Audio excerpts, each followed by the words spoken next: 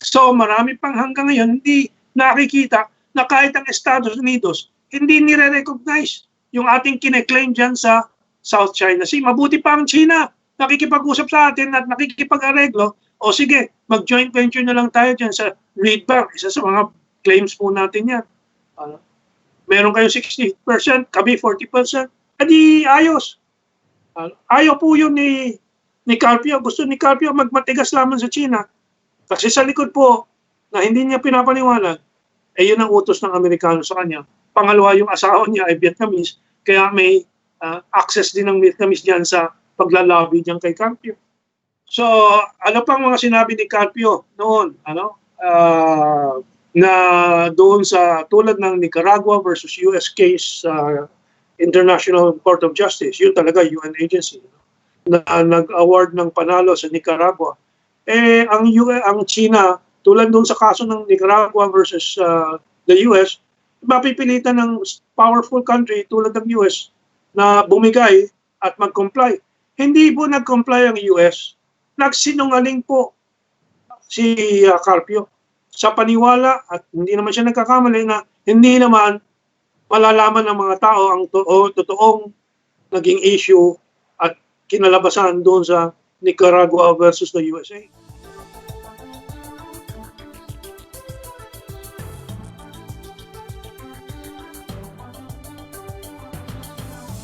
July 12 is the anniversary of the arbitration, the failed arbitration, na sinimulan nila Carpio, nila Ambassador Del Rosario, nila Noynoy Aquino. Mukhang naghihintay kami po kung anong aksyon sa publiko ang kanilang gagawin, kung malaking konferensya ba sila through Zoom, webinar, yung seminars on the web and so on. Wala. Ang lumabas lang po ditong July 4 ay itong video ni Carpio, 1.5 oras na video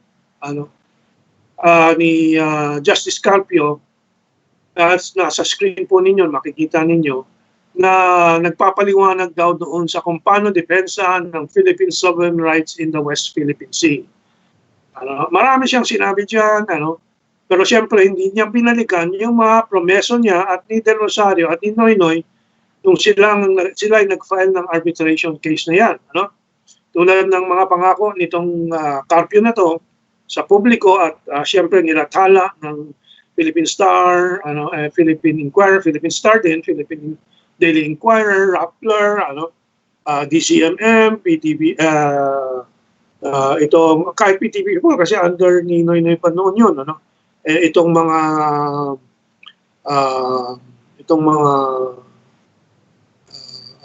DCMM, ABS-CBN, and so on.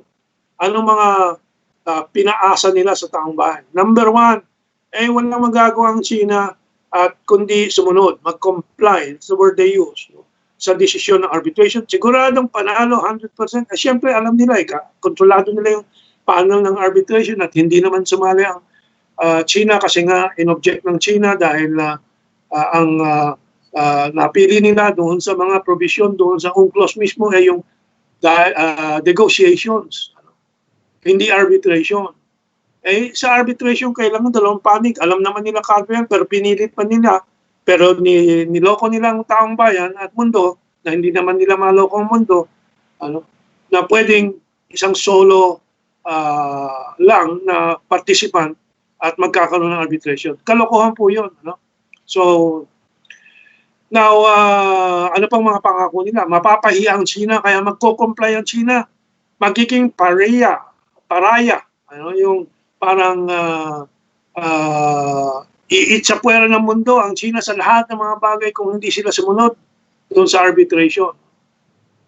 Hindi din pinaliwanag nitong sila Carpio yung sinabi ni Justice Coroma of the UN International Court of Justice, ICJ. Retired na siya, so he could comment. And sabi niya, hindi po UN agency yung Permanent Court of Arbitration, PCA, na ginamit nila Carpio. Yan po ay isang private secretariat na binabayaran para magpatakbo ng negotiations, no, or arbitration nga na batay sa ICLOS daw, International Tribunal for the Laws of the Sea, ng UNCLOS, no, and so on. Diyan sa mga pangako nila, wala pong nangyari. Paraya ba ang China ngayon? Hindi po. For example, in the case of the national security law sa Hong Kong, 70 bansa ang sumuporta sa China laban sa 23 bansa na tumutol at binabatikos yung national security law sa Hong Kong. Ano yung paraya ang China? China is the most popular country among the third world, former colonial countries, who are now independent. Hindi po paraya ang China. Ang nagiging paraya ngayon ay Estados Unidos. Umalis na sa WHO, umalis na sa UN Commission on Human Rights, umalis na sa Kyoto Protocol, doon sa climate change cooperation. Estados Unidos ang nagiging paraya. Anong napahiya? Napahiya ba ang China? Napahiya ang Pilipinas. Hanggang sa ngayon, at ito po ay binulgar ni Defense Secretary Lorenzana nung siya ay tumungo sa Estados Unidos nung nakaraang taon, 2019, I think it was November, at nakipag-usap siya sa Estados Unidos, sa Defense Department at the US State Department tungkol sa review ng Mutual Defense Treaty. Dahil gustong reviewin ni Lorenzana para maisama yung mga teritoryo na kine-claim natin, yung basihan nga ng PCA case. Ano sabi ng Estados Unidos? Hindi namin pwedeng i-review yan kasi hindi namin kinikilala na sa Pilipinas yung mga teritoryong yan. Ang kinikilala na namin na teritoryo ng Pilipinas ay yung municipal areas defined by the old borders, no, ng Pilipinas. Hindi po inuulat ng sapat ng Inquirer, Philippine Star, at iba pa, Rappler and so on. Hindi. So marami pang hanggang ngayon hindi nakikita na kahit ang Estados Unidos hindi nire-recognize yung ating kine-claim dyan sa South China Sea. Mabuti pa ang China, nakikipag-usap sa atin at nakikipag-areglo. O sige, mag-joint venture na lang tayo dyan sa Reed Bank. Isa sa mga claims po natin yan. Meron kayo 60%, kami 40%. Adi ayos. Ayaw po yun ni Carpio. Gusto ni Carpio magmatigas lamang sa China. Kasi sa likod po, na hindi niya pinapaniwanag, yun ang utos ng Amerikano sa kanya. Pangalawa, yung asawa niya ay Vietnamese, kaya may access din ng Vietnamese diyan sa paglalabi diyan kay Carpio. And syempre, nung panahon ni Noynoy, Cory at iba pa, ni Ramos and so on, dominante ang Amerikano, yun ang kanyang paraan para sumikat. At akala niya, ang Amerikano pa rin ang siyang pinakamalaking impluensya para magtalaga ng isang presidente sa Pilipinas. Hindi na po. Nagbago na po ang taong bayang Pilipino. Na disgusto sa 30 taon na mga promeso ni Cory Aquino, ni Ramos, ni Gloria Arroyo, na tumiwalag na later on, and then ni Noynoy Aquino. At naghanap ng isang alternatibo si Presidente Duterte at hindi naman sila nabigo sa kanilang pag-asa na babaguhin ni Presidente Duterte itong mga nangyayari. And isang pinakamalaking tagumpay ay itong pagsara ng ABS-CBN. But we already finished with that. So, ano pang mga sinabi ni Carpio noon? Na doon sa tulad ng Nicaragua versus US case, International Court of Justice, yun talaga UN agency, na nag-award ng panalo sa Nicaragua. Ang China, tulad doon sa kaso ng Nicaragua versus the US, mapipilitan ng powerful country tulad ng US na bumigay at mag-comply. Hindi po nag-comply ang US. Nagsinungaling po si Carpio sa paniwala at hindi naman siya nagkakamali na hindi naman malalaman ng mga tao ang totoong naging issue at kinalabasan doon sa Nicaragua versus the USA. Eh, meron naman tayong tulad ko, at tulad ng mga iba, ni-research namin, eh hindi nag-comply ang US. Ano? In fact, sinanction na naman ng US ang Nicaragua. Ano? Walang ni isang kusing binigay ang US. Ano? At nung nagkaroon ng pagbabago sa leadership, naging yung political, yung presidente ng Nicaragua, na naging mas malapit sa Amerikano, napilitan sa utos ng Amerikano, I forget the president at that time, starts with the letter C yung kanyang pangalan, babae po, napilitan na i-reverse yung kanilang batas na nagdidemand ng compensation sa US, no, doon sa desisyon ng International Court of Justice bago sila nagbigay ng American aid. So, si Carpio po is very dishonest. Tapos pumasok si Carpio dito sa video niya, doon sa kasaysayan, mga mapa na naman and so on, yung kanyang infamous Murillo map daw and so on. Walang katuturan lahat ng mga mapa yan. Na yan.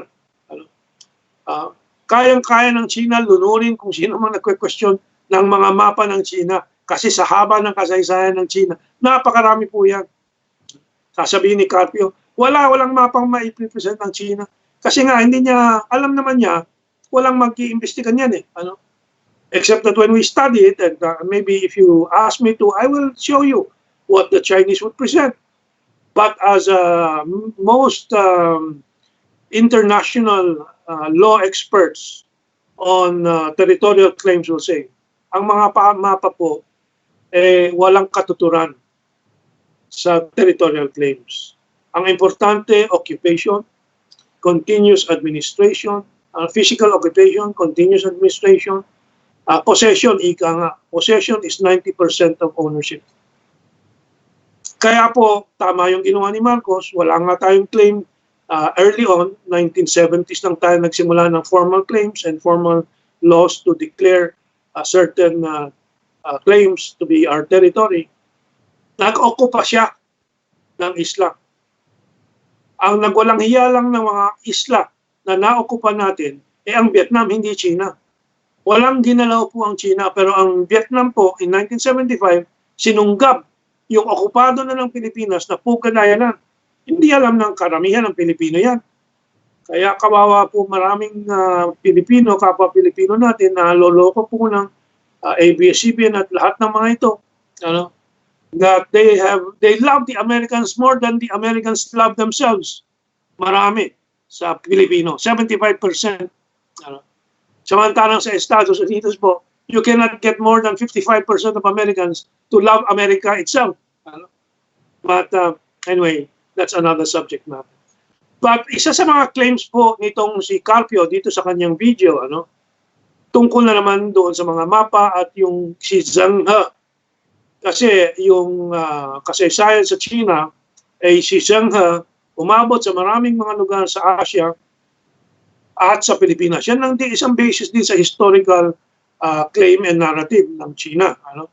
So, pinipilit ni Carpio na hindi po totoo yung nakaabot ang China, ang mga barkong malalaki ng China dito sa Pilipinas. That is a lie of Carpio again. A big lie. Kasi po, ito po ang ebidensya natin, na nakuha natin mula sa mga kaibigan natin po at pinupost po nila sa mga Muslim, sa Pulo, Sulu, sa Indanan, Sulu in particular. May monumento po doon at may marker. Unang-una itong marker, nasa screen po ninyo, na sineselebrate yung pagdating ni Pun Tao Kong. Siya po ay emissary ni Zheng He. Now, of course, si Zheng He is admiral of the Chinese fleet, which has traveled all of Southeast Asia and then reached all the way to Africa, and some historians even say, umabot ng Amerika. So Zheng He is an overall leader of the Chinese fleet of 400 ships at that time. Samantalang, ang kanyang command ship ni Zheng He, I think 10 times bigger than the ship of Columbus, that so-called ship, Niña ba yun? Niña, ni Columbus na nagdala niya nung kanyang discovery Amerika. Tinatanggal na po ang monumento ni Christopher Columbus sa Estados Unidos ngayon dahil actually si Christopher Columbus is a mercenaryo, is a soldier of fortune, mamamatay tao po yan, hindi po yan mabuting tao.